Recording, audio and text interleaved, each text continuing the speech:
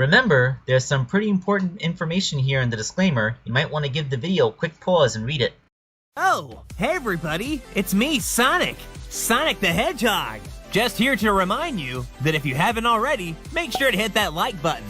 And for even more amazing customs, don't forget to subscribe to Wakeangel2K1, because between you and me, they're way past cool.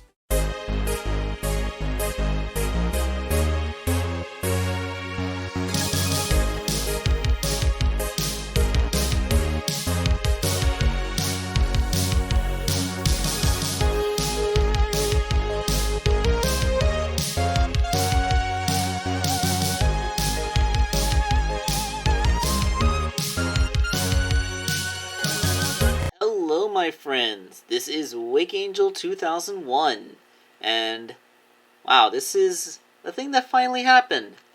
A few of you may remember a few years ago when I pitched my idea for a Saturday morning's, a Sonic Sat AM toy line with the original 4 Freedom Fighter cast, as, since they've never actually received action figures before in any way, that be the thing.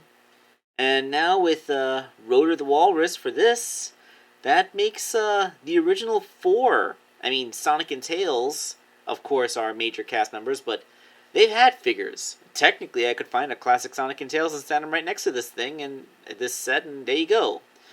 Of course, there will be a Sat AM styled Sonic and Tails for this line, so don't think that this is the end of it by any means, but it is kind of a milestone that I finally have proper action figures of all 4 of these guys. And in their original cartoon appearance. That's very important to me as well, because these are the action figures that I would have loved to have back when I was 8 years old. Of course, the Saturday morning cartoon never had a proper toy line. In fact, there never was a proper action figure toy line for Sonic the Hedgehog until Sonic Adventure came out. And that was in 1998. So, that's very special. This is very special to me.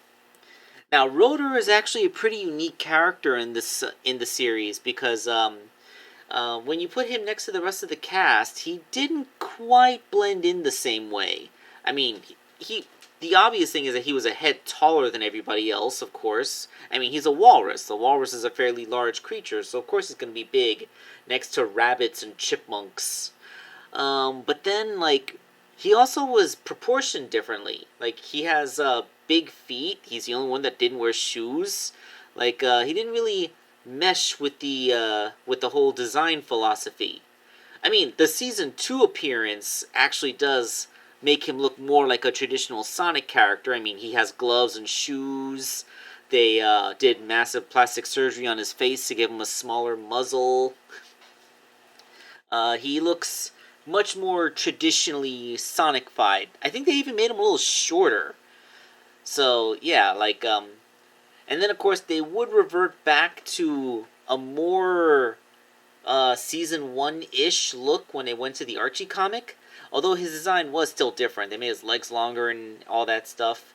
This is from pretty late in the pre-Super Genesis Wave continuity, but, yeah, aside from making him purple, to go in with a more primary color for a Sonic character, Bunny is more yellow instead of brown, Rotor is more purple instead of, that bluish hue, that kind of stuff. And then, of course, there was the post-Super Genesis Wave design, which actually, I think they took design inspiration from Storm the Albatross when they made this one. But, yeah, they really wanted him to look like a character from the video games here. I think they should have based him more on Bark the Polar Bear. I think Bark the Polar Bear would have had better proportions for this, but I don't know. I guess Bark was just too closely related to classic continuity. They wanted something to look more modern video game-ish. But, this has all been one big digression. We're gonna go ahead and make the toys. Now, as I said, since Rotor has a different character design motif than the other characters did, the base toy is also going to be different. It's not going to be a Loyal Subjects action vinyl. It's going to be from the Disney action figure line, specifically Baloo from Tailspin. I actually kind of wish that it was Baloo from the Jungle Book, because Baloo from the Jungle Book didn't have a shirt, so I could have made this a little bit easier that way. You know, if I was even going for an Archie version of Rotor, this might have been a better one because at least Archie Rotor had a jacket that was similar to this shirt. But you know, this is the challenge when you're a toy customizer. You got to work with a base that you have. Like if I could do my own injection molding and make my own casts, then I could make I could make it from scratch completely, but you know, I don't have that kind of equipment. So modifying the body of Baloo into Rotor was actually the simplest of all the four main cast members. Mostly because Baloo pretty much has the physique right there. I just had to the head, I had to remove it because Baloo's head is too small proportionally speaking. And anyway, uh yeah, I just had to make some minor changes. I had to cut off all the shirt elements. I had to smooth over the sculpt on the arms to try and hide the sleeves. I made his toenails longer because, frankly, I felt like I needed to do something to make this figure look more like I had changed something rather than just sticking a new head onto it. And you can't really tell, but I cut off his bear tail. He had a little floofy bear tail. I cut that off because Rotor, at least from the cartoon, didn't really have a tail. He did have a tail in the comic book, but not in the cartoon. Um, so yeah, the once these very light modifications were done, I just had to paint him. He's mostly like a grayish blue color with gray for his belly patch, and you may notice that I left half of the shirt collar in place. Yeah, like this isn't a mistake on my part. I actually put it there intentionally because it served as a guide for how to put the bandolier on. Because, you know, Rotor has a bandolier that goes over his one shoulder. Of course, in his case, it doesn't serve the same purpose as most bandoliers do, which are meant to store extra bullets and stuff. In this case, it's kind of like a utility belt. Because, you know, in the Saturday morning cartoon, Rotor was the tinkerer. He was the man in the chair, the team mechanic. I don't really think he went on missions. No, I think that was what Bunny, Antoine, and Sonic were for. But, you know, he was the guy who was always developing their tech, you know?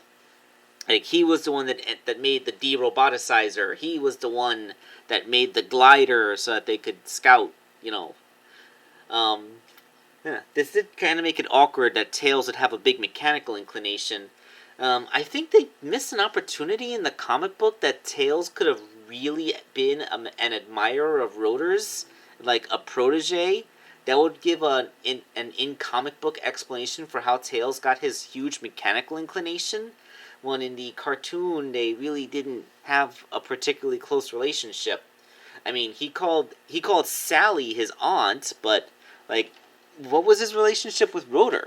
Theoretically speaking, he would have spent a lot of time with Rotor since, as has been established, Rotor didn't go on missions and neither did Tails because, you know, Tails was young and wouldn't do to go into the war zone. Like, I really think that they could have had a better opportunity to build up the relationship between Rotor and Tails, like as a master and apprentice kind of thing.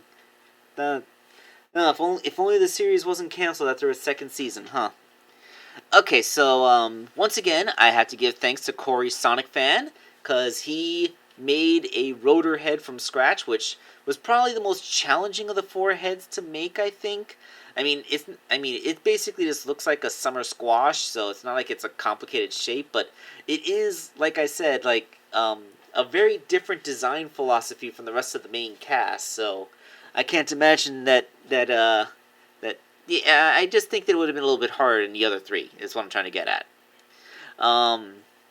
But yeah, I 3D printed that thing out, gave him a nice paint job. You know, in the artwork, I think Rotor is the only one that doesn't really have a color to his eyes. His eyes are like solid black, where everyone else has like colored irises. I guess that's another thing where he didn't quite mesh in with the design philosophy of the Sonic style. I mean, for classic Sonic, yes, but you know, everyone else had eye color and he didn't. That's kind of weird. Okay, so I also made a tiny little hammer. It's just someone's model from Tinkercad, which I printed in my 3D printer, so I could stick it into his bandolier. Because here he is, Rotor. Yes, see, he's waving at you. Yep. I think I took the longest possible time to talk about this because well, it's kind of gonna be the end of the SatAM line for now. I put up some polls both on DeviantArt and here on YouTube, and it turns out that people were a lot more interested in seeing me finish up the IDW characters than the Saturday morning characters. So I'm gonna get back to doing those as my personal projects. We're gonna get to making Rough and Tumble and Jewel the Beetle and of course Belle the doll, Belle the dummy, Belle the badnik that Mr. Tinker made. I don't know. I'm gonna make them next. So we're gonna go back to the Saturday morning. We're gonna put the Saturday morning line on the back burner, and then we're gonna make the IDW cast. But remember, this is not where the story of the Saturday AM toy line ends. No. This is only the first wave. We'll be having a lot more to do later on. But that's all tales for another day. For now, I'm closing the book on this. And I'm putting a bookmark in so I don't lose my place, but we'll get back to it later. This is Wakeangel2K1, signing off.